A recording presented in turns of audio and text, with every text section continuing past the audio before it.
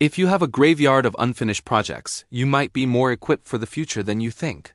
Maybe there's a guitar in the corner collecting dust, a pile of baking tools, or even a sudden urge to learn boxing at 32, and every time you glance at it, there's that twinge of shame. Like something's wrong with you because you can't pick just one thing and stick to it. Here's the thing. That chaotic feeling isn't a flaw.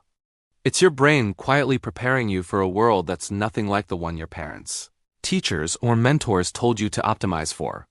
And in fact, that graveyard of interests, it might just be the most powerful safety net you've ever built. The shame that society puts on curiosity. Look, society loves to label people who have too many interests: unfocused, inconsistent, a dilettante, someone who can't commit. Maybe you've even used that phrase against yourself: jack of all trades, master of none. But here's what most people don't realize. That quote is often misused. The full line is, a jack of all trades is a master of none, but oftentimes better than a master of one. Think about that for a second. It flips the story completely. Your restless curiosity isn't a defect, it's adaptive. You're not failing to specialize. You're unconsciously building something far more resilient than a single-lane skill set. And yet the shame is real. Now you might be thinking, but if I'm not the best at anything, won't I always be behind? That's exactly what we're going to unpack today. Why the world changed, but the advice didn't. Here's the thing. For most of the 20th century, the world rewarded depth in a predictable, stable way. Experts were like golfers. If you practiced the same swing for 10,000 hours, you won. Specialization made sense. But today, the rules change constantly. AI, automation, and global markets disrupt industries overnight. A skill that made you valuable last year might be obsolete tomorrow. According to the World Economic Forum, over 50% of workers will need significant reskilling by 2030. That's half the workforce. So here's what most people don't realize. Your brain knows this. Your nervous system senses a wicked environment, one where specialization is fragile. And curiosity is a survival strategy. Why specialists are fragile? Let me explain this with an analogy. Think of a specialist as a skyscraper with a deep foundation in one corner. Solid, impressive, but if the ground shifts, the whole building is at risk. Now think of the curious person as a network of connected platforms, maybe not as tall in any one area, but flexible, resilient, and able to pivot when the environment changes. You might hop from coding to yoga to DJing.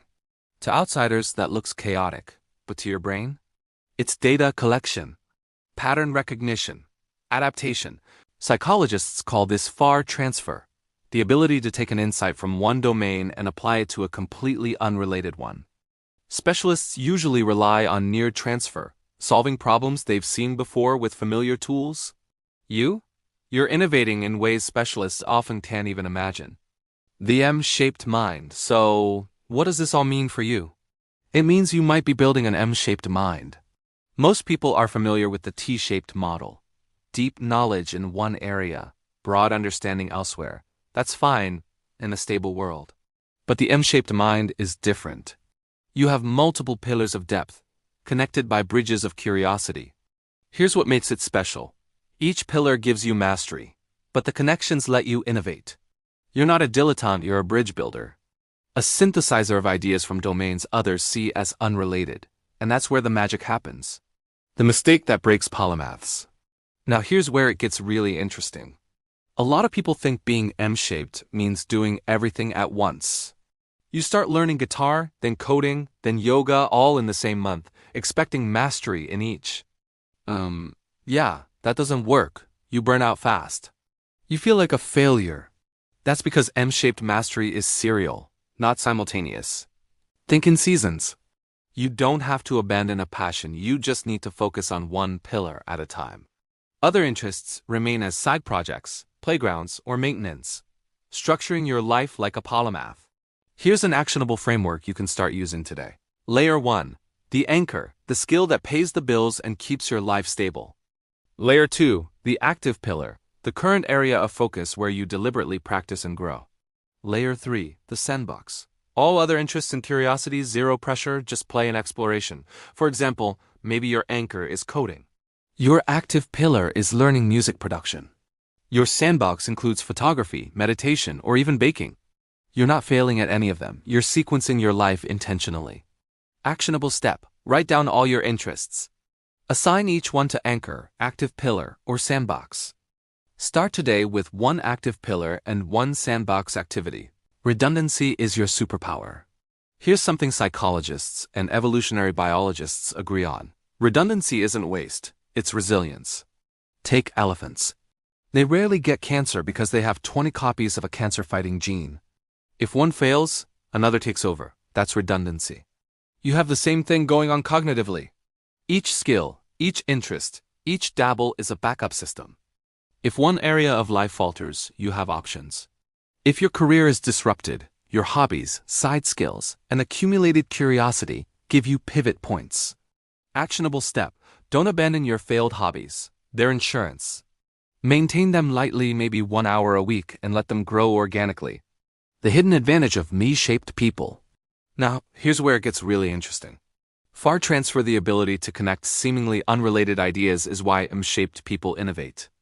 Example: a coder who used to be a beekeeper understands systems, growth, and balance in a way a desk-bound developer might not. That perspective creates breakthroughs. Another example: someone who studied philosophy and marketing can craft narratives that engineers or marketers alone might never see. Here's what most people don't realize. Your value isn't in being the absolute best at one thing. Your value is in synthesis, bringing together skills, perspectives, and ideas in ways that no specialist can. Actionable step: every month, ask yourself, what's one idea I can borrow from a completely unrelated domain? Even small experiments train your brain to see patterns others miss. Reframing your graveyard of interests. Look, I know it's hard to stop feeling behind.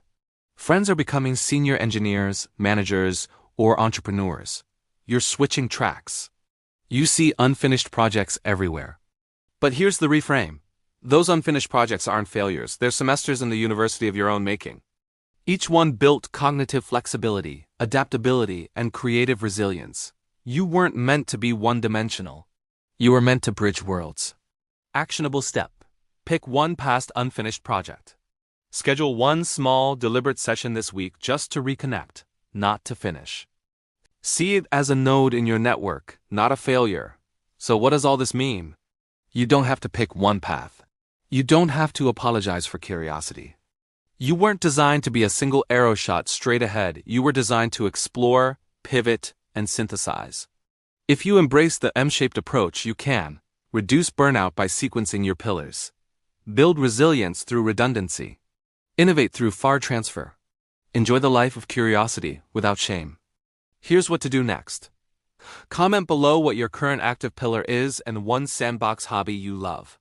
If this video changed the way you think about your unfinished projects, hit subscribe to keep learning. Your graveyard of hobbies isn't a cemetery, it's a bridge to the future. Start building it season by season and watch how your scattered interests become your greatest superpower.